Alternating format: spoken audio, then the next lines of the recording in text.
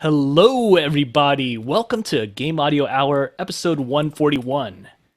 This is a weekly podcast where we discuss all things from here to here, game audio. From creative ideas, the latest techniques, project experiences, to audio secrets. Here is where you'll find in-depth coverage and opinions related to game audio and many, many other topics on which we have no knowledge or expertise. Chase, did you just say tech sneaks? I did. Tech sneaks. Tech sneaks. I like Man, that. yeah. Check out my tech sneaks here. These are pretty great.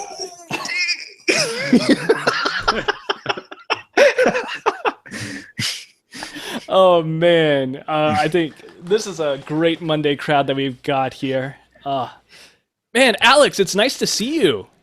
Hello. How are things going? Things are going okay.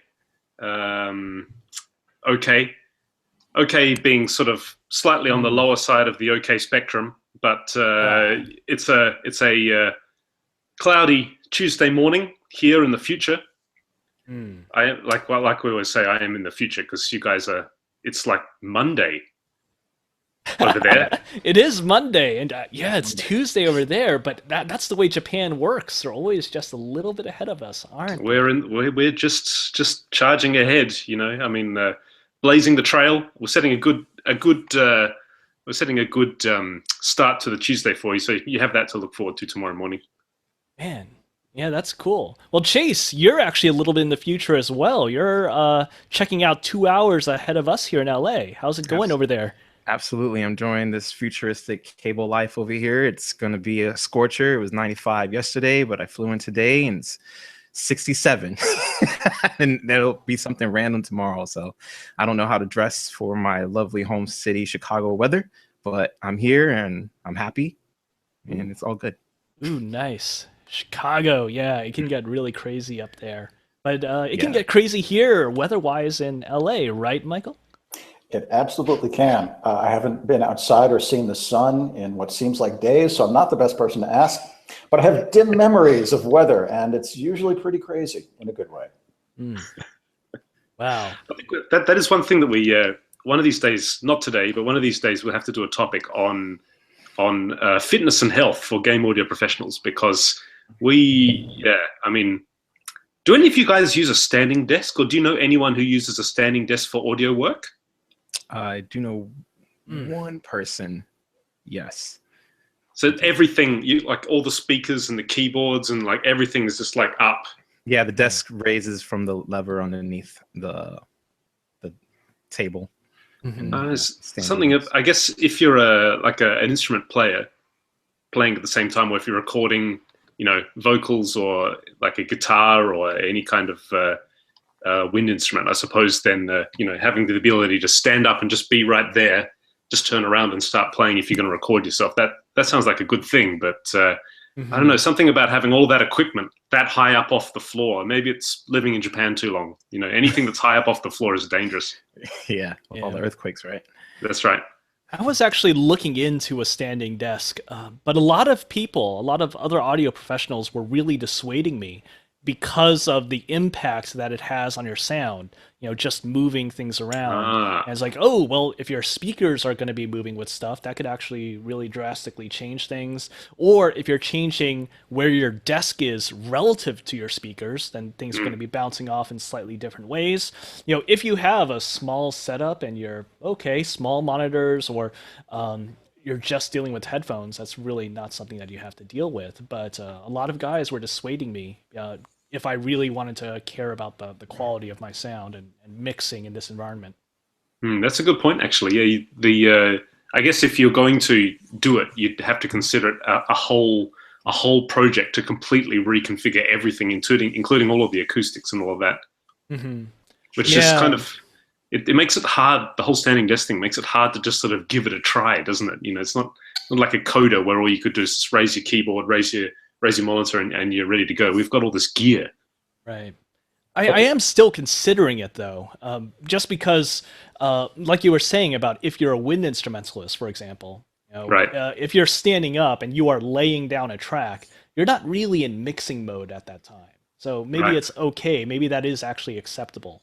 Just make sure everything sounds good when you're seated in your chair that you're going to be mixing from, and this is going to be the layout for mixing and mastering, and everything else. Oh, okay, if it sounds okay, it sounds okay. I will say that in my current setup where I'm at back home in California, I'm in like a semi lawn chair for my setup, and so that gets tiresome to sit there for long hours. And so if I have my headphones, I'll stand and play the keyboard or compose, and write sketches that way. And it actually is a little bit faster than leaning back and trying to play something here like I'm like the Play Me Off cat from YouTube or something. It's just not going to work out. So standing up and playing the piano with headphones on actually works out pretty well. Don't you get I mean, I'm not a keyboard player, so like whenever I see keyboardists standing up, I always sort of I feel the pain in those wrists, because like unless you're playing like this, yeah, you're actually going to be sort of playing like that, right? Like, isn't that like this angle here? Is that really healthy? Well, like I'm not doing it for long periods of time. I'm maybe doing it for like 5 or so minutes, and that's not too long. It's not like I'm practicing for an hour. So stand up, play what I need to, just to make sure getting out is way more comfortable than playing like looking like Superman is playing over here or something.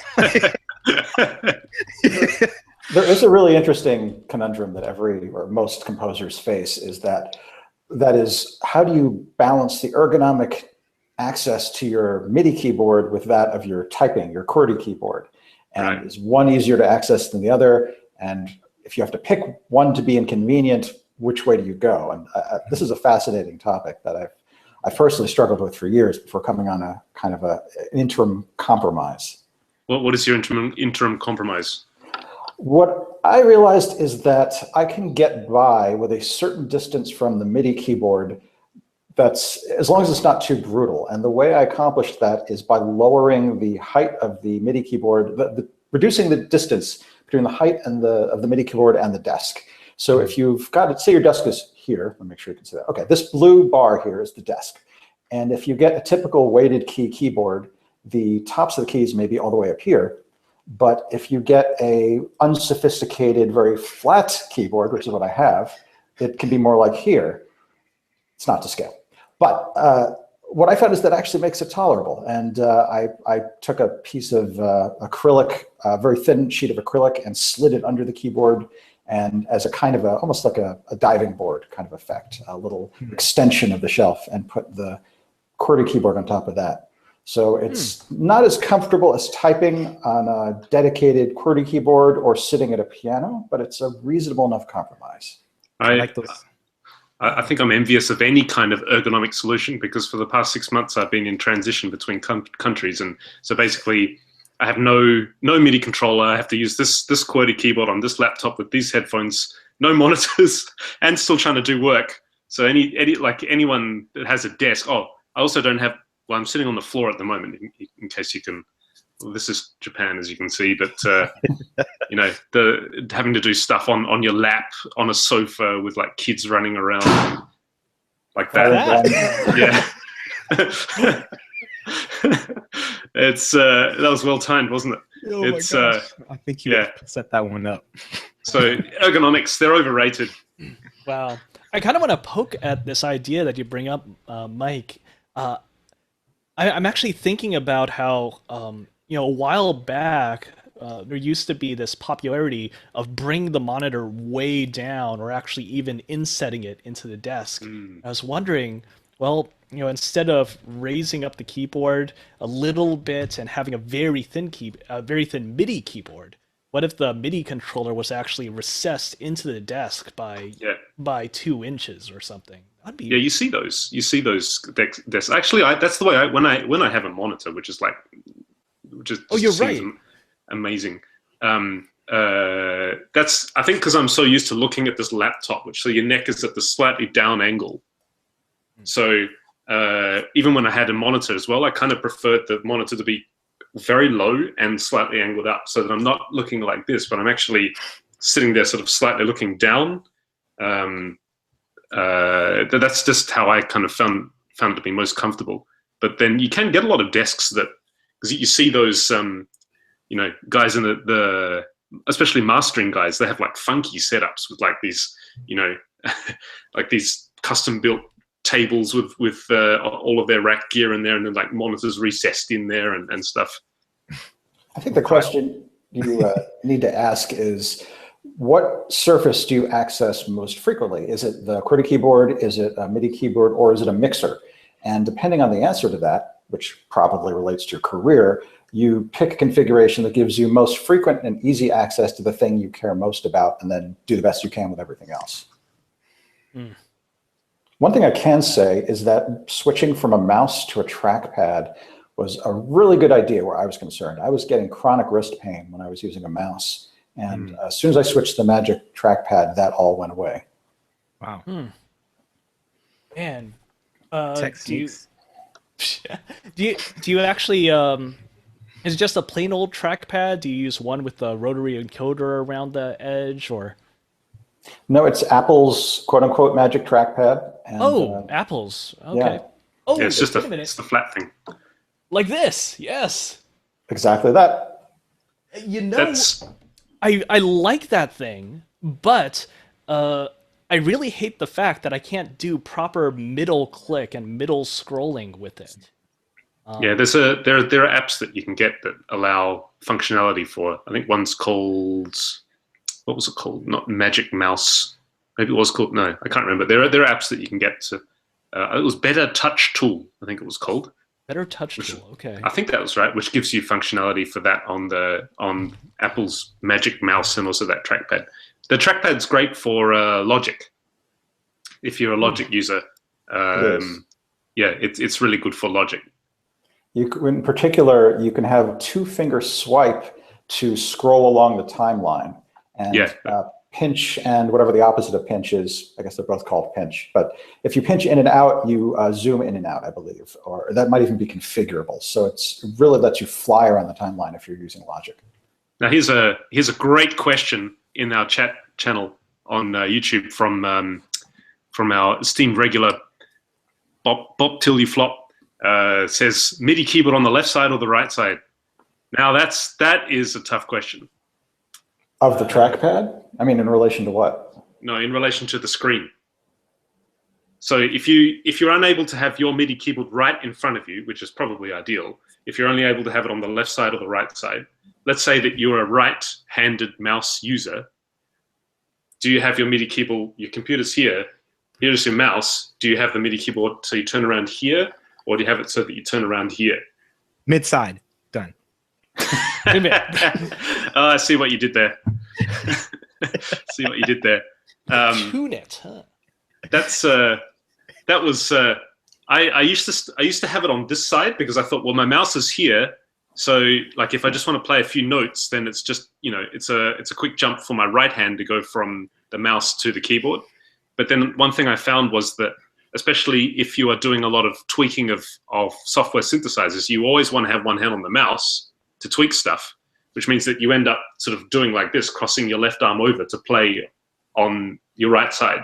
So I found that putting on the left side, so I can just try a few notes with the left hand while clicking with the right hand, tends to work, which is why at the moment, at least, I have it on the left side. It's kind of like a drummer. Was it like cross hand versus open with the hi-hat and the, yeah, never mind. Those 80s tech hand skills. Jam on the left and cross on the right underneath, and I like. Do you guys all have, Mike? You have yours in front, but Vince and Chase, do you have yours in front or on the side? Oh yeah, I'm straight in front actually. I wonder if I can sort of, just right in front there. Here we go. Takes up the whole space. Got to have my 88 keys. So it looks like using the QWERTY keyboard might be a little less comfortable than if you were just using it on a laptop or on a desk. Yeah, it's not bad. I mean, there's just enough space here. Like honestly, I feel like when I'm using my QWERTY keyboard, I have to be a little bit conscious about my wrist. Just sort of making sure that's just not hanging off the edge. I can tell if I'm, when my hands are getting sore, it's because I'm not paying too much attention to the way that my hands are just resting on the edge of the desk. But it was like, okay, arms up, and I'm conscious about it the way that I was when I was practicing piano as a little kid. Then it's like, oh, okay, cool. Yeah, I'm just using my QWERTY keyboard. Now I'm using my MIDI keyboard with my properly, somewhat raised wrists, nice and Yeah. flexible and floating across and able to move everywhere. If you use a tracker, then you end up your QWERTY keyboard becomes much more important than your MIDI keyboard. Right. You end up playing ideas, like, so you work. That's why I don't find it important to have mine in front, because I'll use the MIDI keyboard to work out what I'm going to do and then input it all on the QWERTY keyboard. Yeah, I used to, was starting out had, and then I had decided to put it directly in front so that I could see what I was doing, what I was scoring. But recently I've been so inspired to just like put it right up the middle and to the side. So I have mid-side. Wow. Okay. Mid-side. That's how I do it now. Okay. So what you're saying is that you basically, you raise the sides and you pull a bit out of the middle, especially in the low end. I mean, that's, I see. Down here in the octaves, getting down there, and then just turn to the side, and now I'm mid-side. Yeah. That's how Chase gets his mid-range presence. That's his technique. That's right. That's his techniques for mid-range presence. T-shirts coming out of E3, tech sneaks. Sounds like a good restaurant. Right. So, what relevant topics are we discussing today, gents? Wow. Well, some fun stuff happened this morning, or I guess that would be last night for you in Japan. But Apple is currently doing their Worldwide Developer Conference right now, and usually that means they start off with a bang, showing off new products, new tech. And there's at least a few things there that we might care about, or maybe we've been hotly anticipating, because it's been a while since they've put out stuff that us working professionals have been really wanting to sink our teeth into. There's been a decided lack, on that note, of a workstation for what we sometimes refer to as creative professionals, people who need more processing power than you would typically find in a laptop or, until today, spoiler alert, an iMac. And the Mac Pro, the infamous trash can, has been sadly neglected. There hasn't been a meaningful update since 2013. And it's well behind the state of the art at this point, though a respectably fast machine. And there's been quite a bit of, until recently, there was quite a bit of vocal complaint, I think, in the Mac community, including among the top bloggers who are kind of anointed unofficial press status by Apple. They were pointing out that once you reach the 1,000-day point past a computer, a kind of demoralization starts to sink in. So audio guys and I think video professionals were all wondering, when are we going to get another Mac Pro? And recently, Apple gathered together a few select journalists and explained that there was going to be a successor to the Mac Pro, and it would be redesigned and it would be expandable in the exact way that the trash can is not. But that wouldn't be due for a year or possibly more. So there was a lot of understandable grumbling about the wait for a machine that was perceived as overdue, until this morning brought about a very interesting stopgap. Anyone want to run with the baton? Well, it's not the Mac Pro, but it's close, kind of. It's the iMac Pro.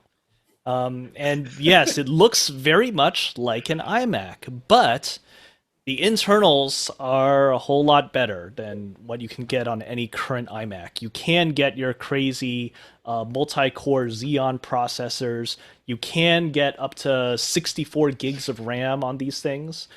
You can outfit it with 2 4 terabyte SSDs. Oh, sorry, I didn't mean 64. 128 gigs of RAM on the iMac Pro. So, and it's actually featuring proper Thunderbolt 3 ports, just like the MacBook Pros have been sporting for the last year. So, it has access to a lot of power now, and they're also, beyond this, they're pushing external GPUs that you can plug in through the Thunderbolt 3, as well as putting in proper Radeon, higher-end Radeon graphics if you want to use that. So yes, it's an iMac, but At least on the face of it, it's got a lot of professional hardware there if you want to do hardcore video editing, serious computation, and also, hey, pro audio stuff as well. I think this will make. Oh, please go ahead. What does that put you back in terms? Did they announce the price? The base version of this thing is pretty dear. It's $5,000. Wow. So yeah, they are not joking about that pro price, $5,000.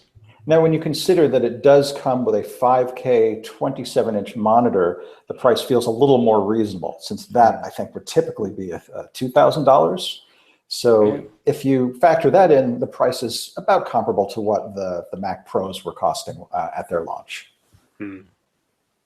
Yeah, that's not bad, but it's still really pretty expensive. And I mean, even if you compare it to the base Mac Pros that you could get even in 2013, those were not hitting $5,000. I think they started out at $2,500 for those base Mac Pros that had some modicum of expandability, at least in terms of changing out memory and drives and whatnot. I mean, just on a simple pragmatic level. If these products are intended to entice current Mac Pro users to upgrade from their existing Mac Pros, then those people obviously are going to already have their own monitors, like their own displays, maybe multiple displays, and they're probably not, well, I don't need new displays, I need a new computer. So if now they have to pay for the computer and admittedly an extremely nice display at the same time, seems like I mean, for people looking to step up from what they currently have, then, and if they have the budget, then yes, great. But as like a Mac Pro user, if you've already got an array of screens that you like and that it is perfectly fine, and if you're an audio person, maybe the quality of the screen and the what the screen can do as far as color accuracy and all of that, if that's not of top importance to you as an audio professional, you know, you just from a simple pragmatic point of view, it may not be the most enticing buy out there, I don't think. I think you raise an excellent point. And again, the iMac Pro really seems like a stopgap compromise measure, something to give to the high-end Pro users to keep them happy and to stop them from defecting, or at least to stop them from complaining, because now they can't say that there's no option available for them. True.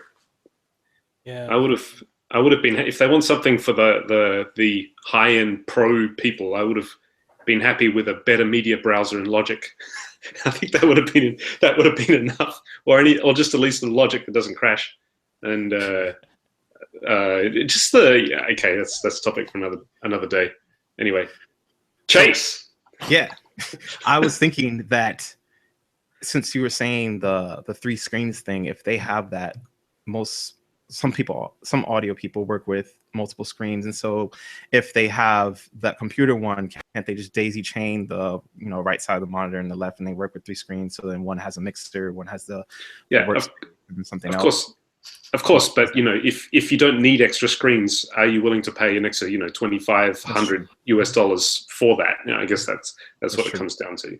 The other thing I was going to say was, Mac really pushes people to just do what they want them to do. It's like they didn't want the trash can, but people were forced to buy it because it was more new, and so it just feels like they just always get pushed this new thing even if they don't want it. Like, so the screen thing, I totally concur with you. But it's weird. It's like they just give it to you. It's like, we know you didn't want it, but you're gonna use it anyway because it's what we made. So deal with it, and people will just conform.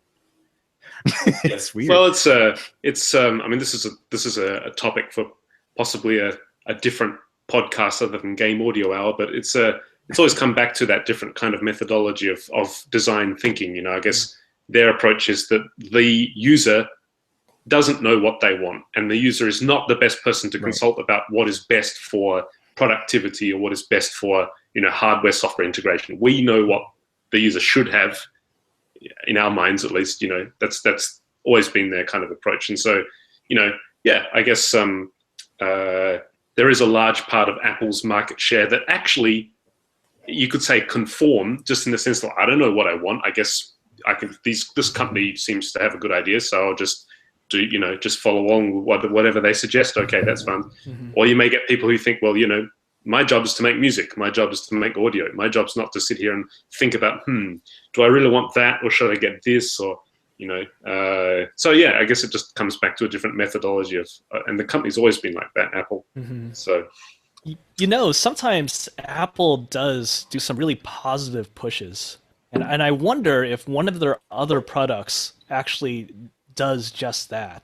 Besides some of their computers, they introduced a new iPad today. They were introducing the new Watch OS, but also they introduced their HomePod, which is kind of a competitor to Amazon Alexa and the Alexa and Echo. There's the Google Home system, but Apple introduced this HomePod, which is basically their Siri-powered smart speaker.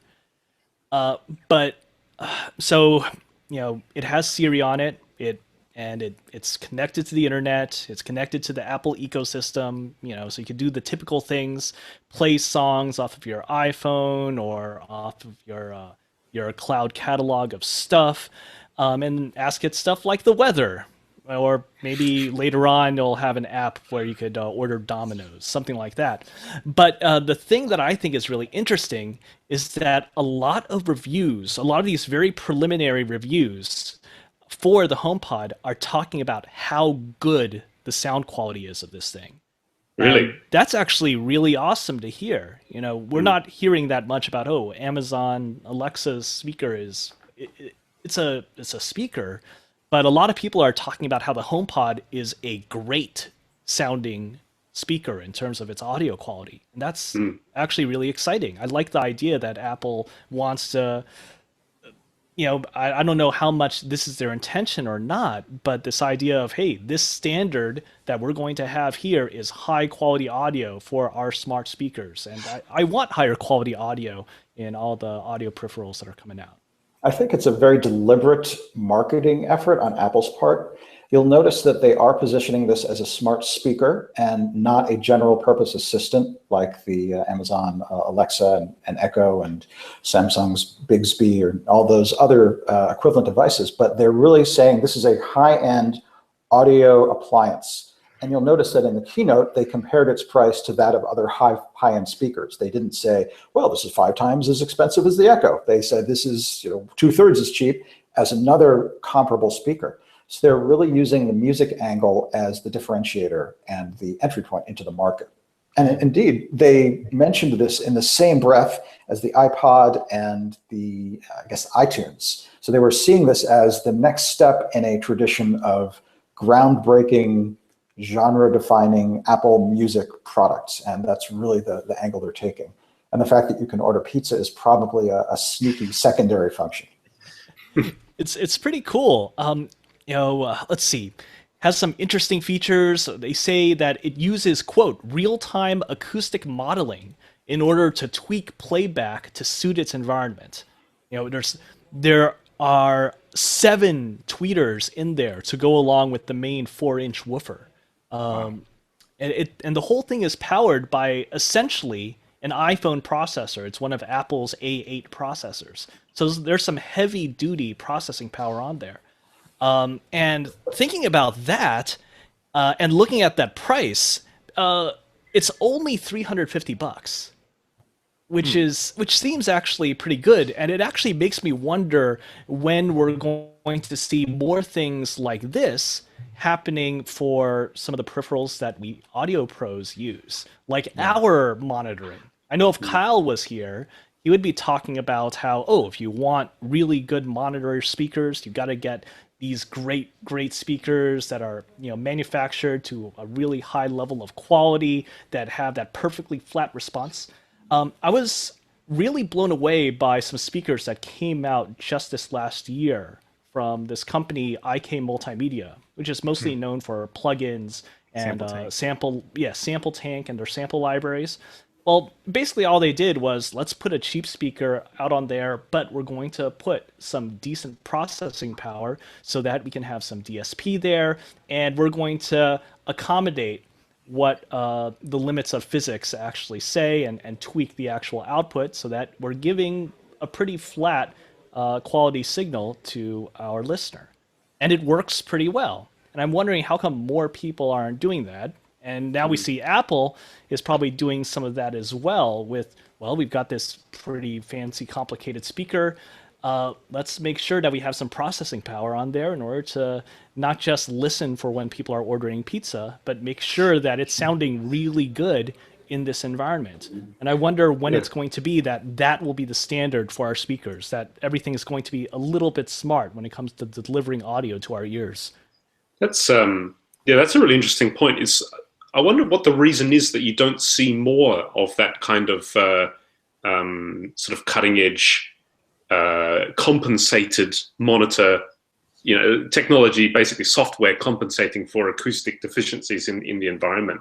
There must be a reason why there aren't more of those kinds of products. Obviously, we have the technology to do that now, and clearly, as Apple has shown, and AK Multimedia as well, it's not that far out of reach as far as budget goes. But yet, the big speaker makers, largely the products that you see coming up, are still basically ultra refined versions of decade-old technology, really.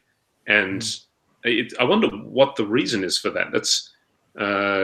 It's curious, isn't it? I think one speaker that I've been very curious about is exactly a great example of how sort of old-fashioned speaker technology is. That I've been very curious about these kinds of mixed cube type speakers called like Auratones or Auraflex. Like Avantones and Auratones.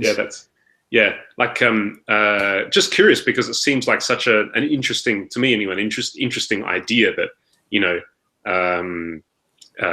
have this one high quality speaker and you're mixing in mono with a very limited range as far as frequency response goes, which according to the marketing spiel and the YouTube reviews helps you focus in on what's most important in your mix.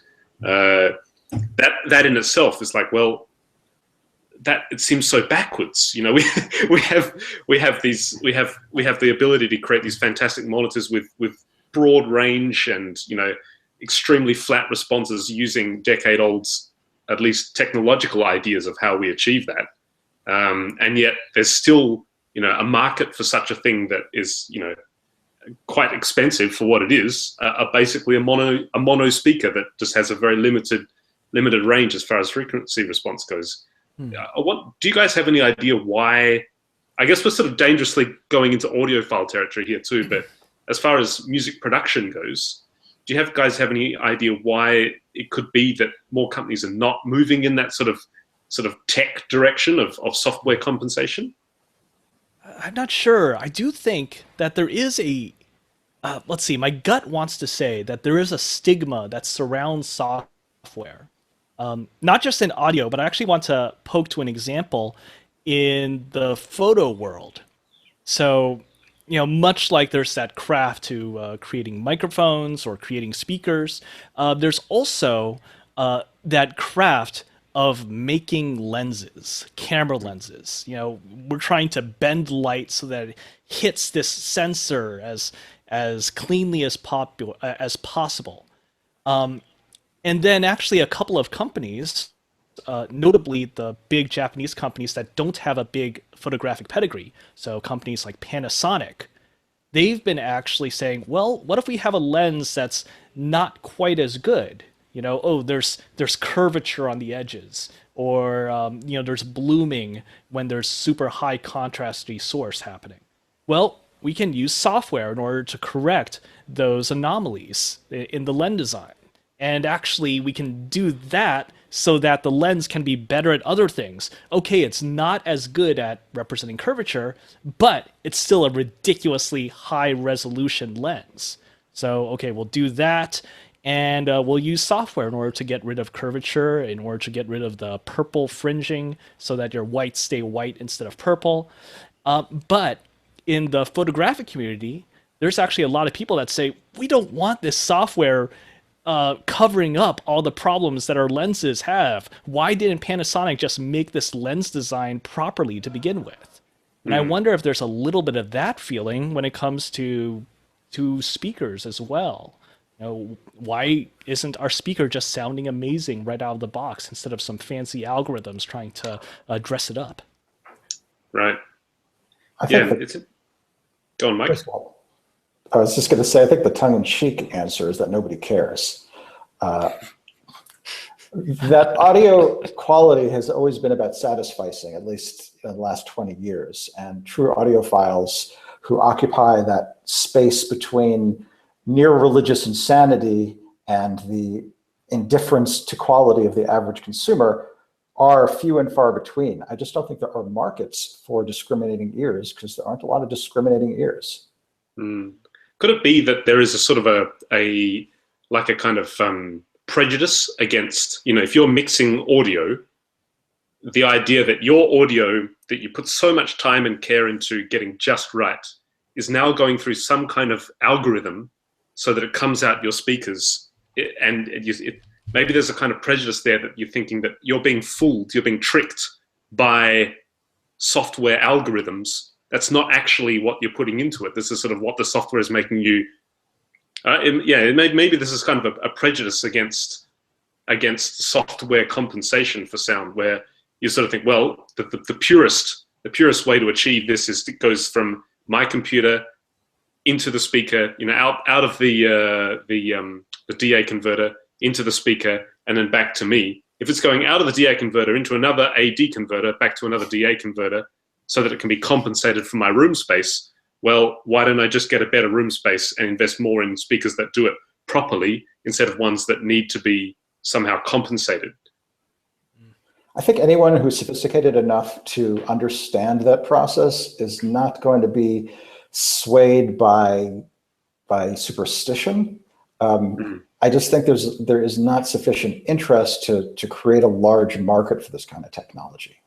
Do you know, there's a lot of these headphone simulators, the kind like mix, the ones that basically put like impulse responses on your headphones and do a bit of crossover and stuff like that to make it sound like you're in a room in front of speakers instead of with like closed back headphones on your head. I have one. I use the Waves. I forget the name of it. NX. Yeah. I use it occasionally to get another perspective on my mixes, and with bearing in mind that it is a kind of a first order approximation. Right. But I find it useful. But you'd never think to actually do a whole project from start to finish only in this headphone simulators, right? I wouldn't, but that's mostly because I listened to Kyle's opinion on the subject, and he was stifling laughter when he described the accuracy of that particular plugin. So I'm kind of keeping my finger on the pulse of the people who have much better judgment than I do. And as soon as they say, yeah, this is just as good as standing in front of Genelex, then I'll be willing to try that experiment. Yeah, I mean, a lot of it comes down to just getting used to your setup, I guess, really. And even if you have speakers that aren't the greatest speakers in the world, if you use them all day, every day, and you check your mixes on other systems as well, and you know the idiosyncrasies of your particular brand of speakers, and you know how to compensate for bits that you know are going to be a little weak with the speaker setup that you have, then to a certain degree, most speakers can get you by as long as you just get used to it. And the same goes for headphones, I suppose. Mm-hmm. And I think the NX serves as another point of view on your mix, much like having multiple speakers or trying different listening environments. It's just another perspective that you can add into your assessment of how your mix is coming out. Right. So how does the NX sound on the NX? It's a question. Wow, are you? I believe he's referencing the old code name for the Nintendo Switch. Yes, I am. Yes. Game audio tie-in. You know how I do. Nice. I'm actually talking about game audio after 40 minutes into the show. Is that what you're suggesting here? Yes. Well, actually, at 40 minutes into the show, we shouldn't forget to thank our sponsor, iZotope, because they provided a whole lot of tools over the years, and I'm not sure. Well, I know how I would do my job. If I didn't have iZotope tools at my disposal, I would do it a hell of a lot more slowly. So I'm really thankful that iZotope is around to help me with some music work, to help me with audio editing. I really don't think that a day goes by without me using their RX audio editor. So thank you, iZotope. Thank you for sponsoring our show, and thank you for putting out all sorts of cool things, including the recently released RX6. Ooh. Go ahead. I was just asking if anyone's tried RX6. Oh, I have tried RX6. One of my friends actually just installed it, and she says it's pretty amazing. Like absolutely, absolutely amazing. I haven't tried. Well, I haven't really put any of the new features through the ringer. So I know that there's a deplosive that seems like it would be really cool, and as well as a de-wind rustle. So your windsock isn't as effective as it could be out there in the field, and that will help with that. I haven't had any of that type of material to test out with it, but hey, maybe soon I'll deal with it. But for now, it seems like RX6, the bit that I've played around with it, it's really, really good. Guys, if I don't, I'm not sure if you guys would mind if we, do you mind if we head into a little bit of a philosophical topic? Something I've been thinking about recently. Sure. It's game audio, Chase. It's game audio, Chase. Don't worry. Oh, my heart palpitations over here. I was getting concerned. So we sort of brushed on this topic like a year ago or a year and a half ago, but we're going to do it again because it's be interesting to get updated opinions from people. How do you guys deal with showing your music or playing your music to colleagues or clients before it's done? So how polished do you make something when you just showing it to people as a concept for a part of a game or for a soundtrack or something? At what point do you say, right, now this is okay to show to people to see if I'm heading in the right direction? The reason that I ask is because when you have concept art, when you have like artists producing visual concept art, I feel that we game audio professionals are at a slight disadvantage because it seems easier for game development professionals and clients to take a piece of concept art and then to conject sort of a few steps down the line of the production chain for this piece of concept art into what it may look like in the game setting. So they can look at this sort of sketch with some coloring on it and think, yeah, that's going to fit in the game very nicely. I like that design. On the music side, what I found is that at least what I think is enough for people to get a general idea of what the music's going to be like when it's completed.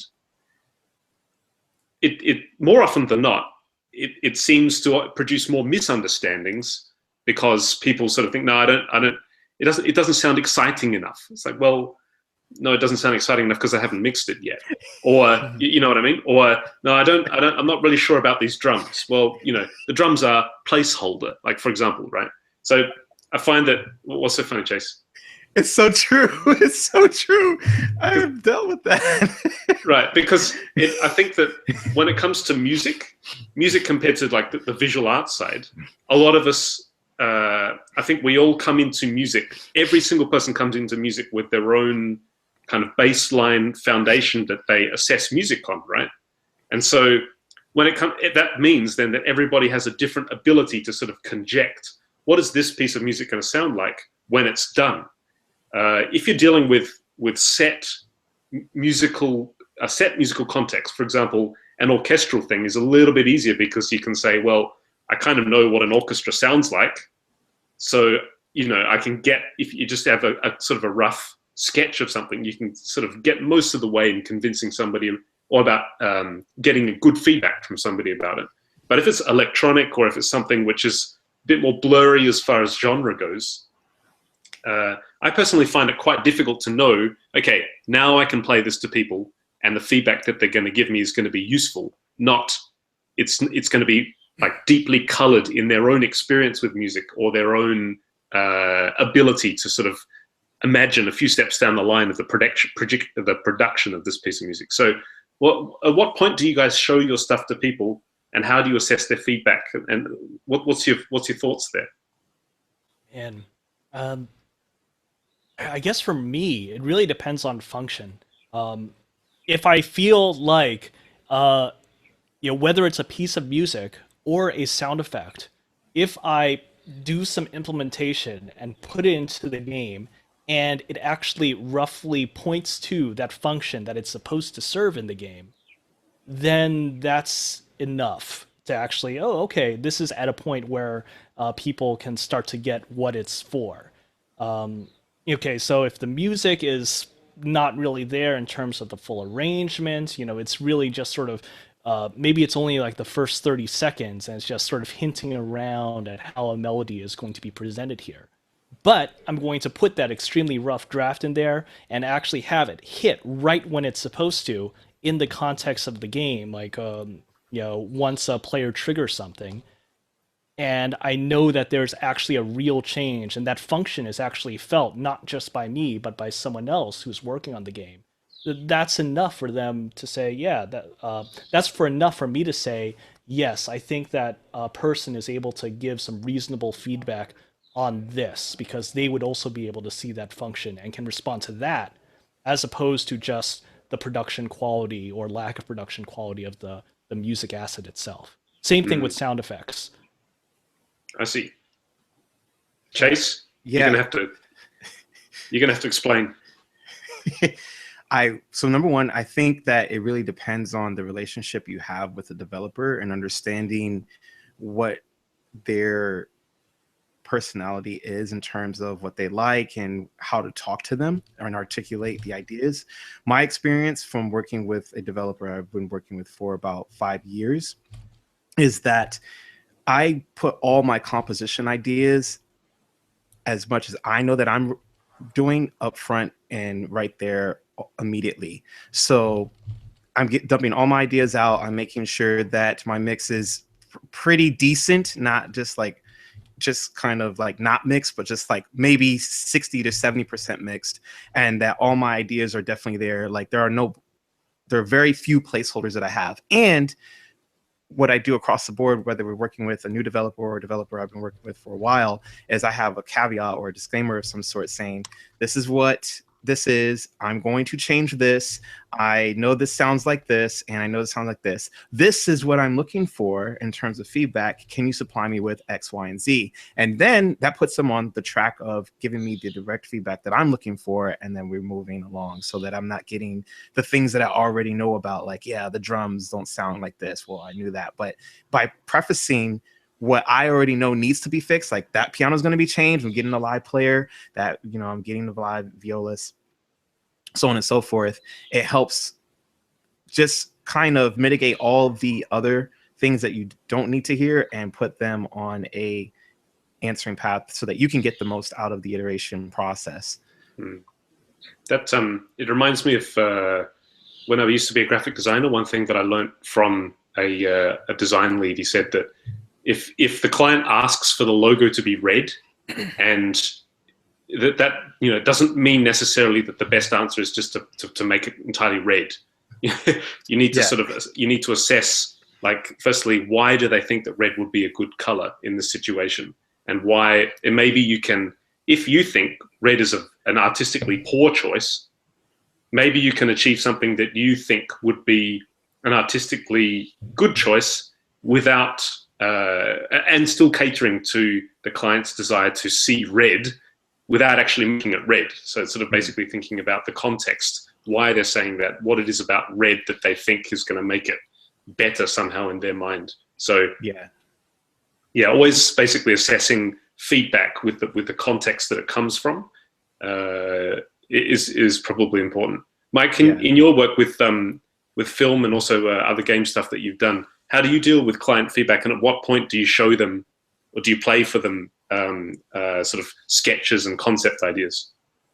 Well, I think Chase did a very good rundown of a number of the issues that are involved. One thing I would add is that my answer is a function of trust, and in particular, how much trust I've earned from that client. So if it's someone I've worked with over the years, and if it's someone where I've gone through the process of starting with a digital mock-up and recording live musicians, I can trust that they will understand the level of improvement that they'll see once we go from the digital realm to the realm of live performance. If it's a new client, and in particular, if it's a game client, and in particular, if it's kind of an action-y game or something that has a lot of impact, I'm going to be very careful to give them something, even if it's an interim version of a cue, that feels finished. I'm going to go that extra mile to add lots of detail to the orchestration, even if it's speculative detail, even if it's temporary. I will front load that cue with a lot of bells and whistles just to transport them to the place they'll be in when they get the final. And I'll sweat the reverb and all those little details. And once I've earned some trust, then I can ease up a little bit and maybe use default reverb or not think of every tiny detail of the orchestration until we're getting near the end. So there's really a continuum of answers depending on the level of trust, and secondarily, the persnicketiness of the client in question. The clients really do vary. The persnicketiness. Yes, this is a day for tough to pronounce words. Techniques. So, some clients are just happy to hear music of any kind, and others have a very refined palette, and they have lots of temp scores, and they're very fussy about the details. And in my experience, film directors tend to lean more towards the fussy end of the spectrum than game producers, possibly because the relationship between music and image and film is so deterministic and fixed, where the music at a given point is going to have a very specific relationship. So directors tend to get very, as a whole, they tend to get very involved in the details. Yeah, that's a good point. I tend to find that, because I don't do orchestral stuff myself, like when there's a need for that, I ask Mike. But no, because I don't do orchestral stuff myself, it means that, you know, a lot of the stuff that I'm doing is synth bass, or it's electronic music in some form or other.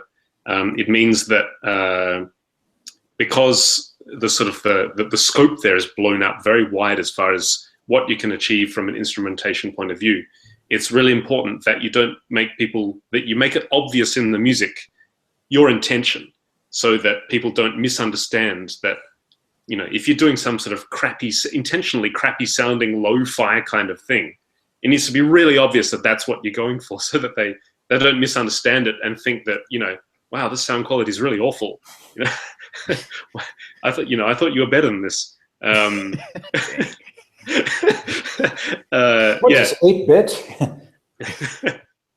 Yeah, so it's an interesting point, and I think that orchestral guys such as yourselves, you have a slight advantage, I think, that just because the sound of an orchestra and the instrumentation has very well-defined sort of cultural, musicological limits, that this is as far as you go with an orchestra in general. You know, obviously you push even further and you get to some of the crazy 20th century stuff maybe, but, you know, just this is where we go as far as orchestra for a game or for film.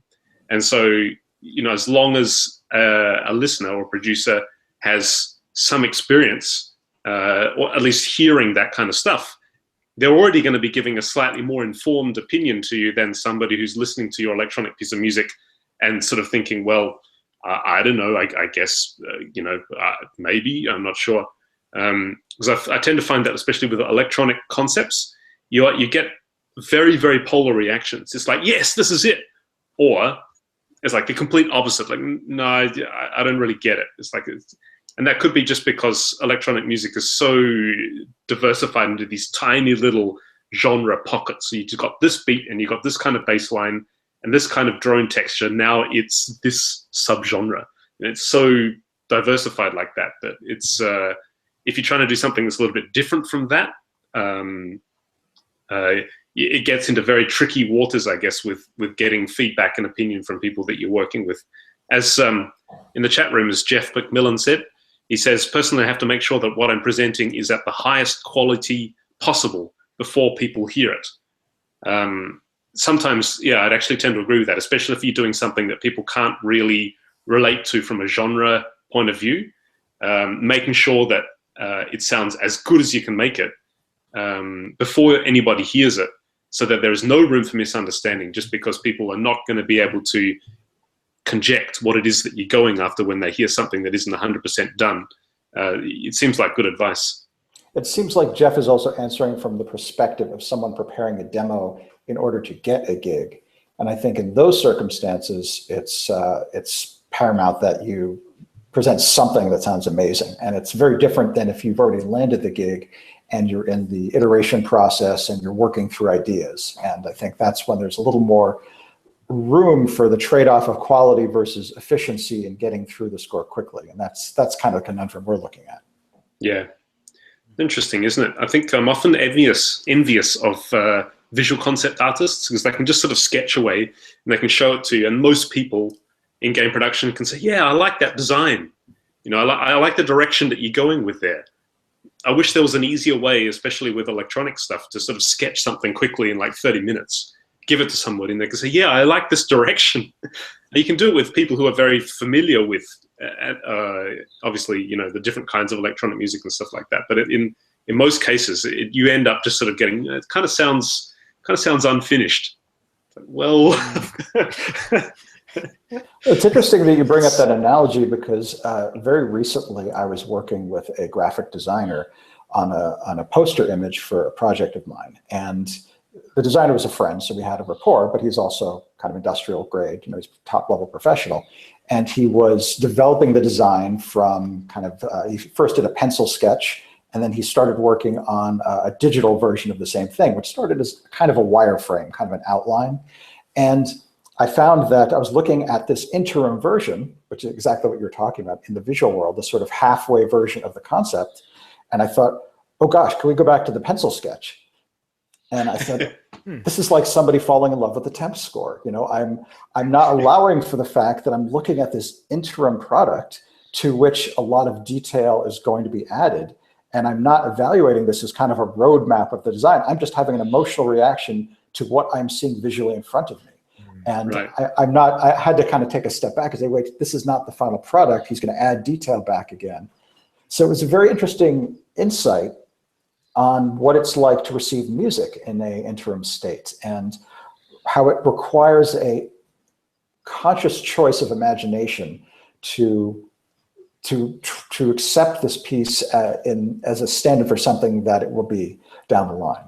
Yeah, that whole phenomenon of the client or the colleagues falling in love with the temp track, that's that happens, doesn't it? And it's tough with music because there's like this music is this magical, mystical thing, and sometimes you just sort of get that mojo, as they call it in the States, or that sort of magical quality about something maybe you slap together in like 30 minutes as a temp track.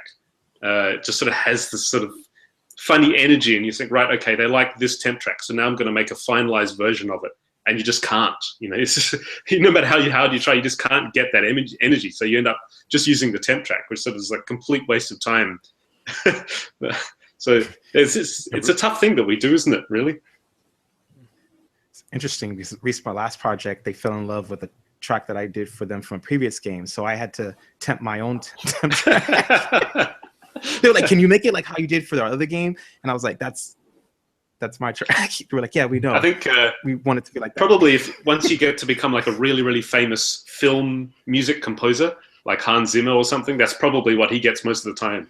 It's like, yeah, can you just make it like, you know, Crimson Tide or Inception? Or Inception, or he probably just sort of, he has to sort of find ways to rework his own stuff all the time, I'm sure, because that's the sound, you know, the Hans Zimmer sound. I'm doing this a lot today, aren't I? This is not good. His fingers. Anyway. Wow. So man, that's wow, it sounds like we really hit that topic pretty well. And it's already been an hour. Geez, that hour flew by. It did. Teaches us a lesson about trying to plan topics. Well, I mean, I remember we were looking at the topics in the green room and saying, okay, is this going to be enough? And we totally did not hit on the game audio hashtag. Sorry about that, Chase. It's okay. We have many more shows to do. That's right. We're going to move on from episode 141 and into the future. So somewhere in Japan next week. That's right. I'll prep the week for you guys. Yes. In advance. Thank you. We always love having you on, Alex, as well as Chase, Michael. Thanks for making this Game Audio Hour happen, and thank you to our our listeners and the chatties in the live chat who are making that room exciting as well. This was the Game Audio Hour. You can see us on Facebook, so you can follow us and like us there. You can also check out our tweets on Twitter at Game Audio Hour. We're going to keep on posting about our next show, which next week, episode 142. Look forward to it, guys. Is E3 next week? So we're gonna geez. We didn't even. That's the other topic we totally forgot about. Great. E3. E3 is happening next week, and it's going to be a fun one, I hope, because this will be the first E3 that has open tickets for the public made in available. a long time. Yeah. That'll solve the not enough people there problem. Yeah. Are we? Is there potential that we may need to skip next week's show if the E3 is on? Well, I'll be there, so I'll be streaming live. I'm just kidding. Well, I know I'm planning on just being here, doing work as usual on Monday night. I think E3 starts on Tuesday, so it may not be an issue. Yeah.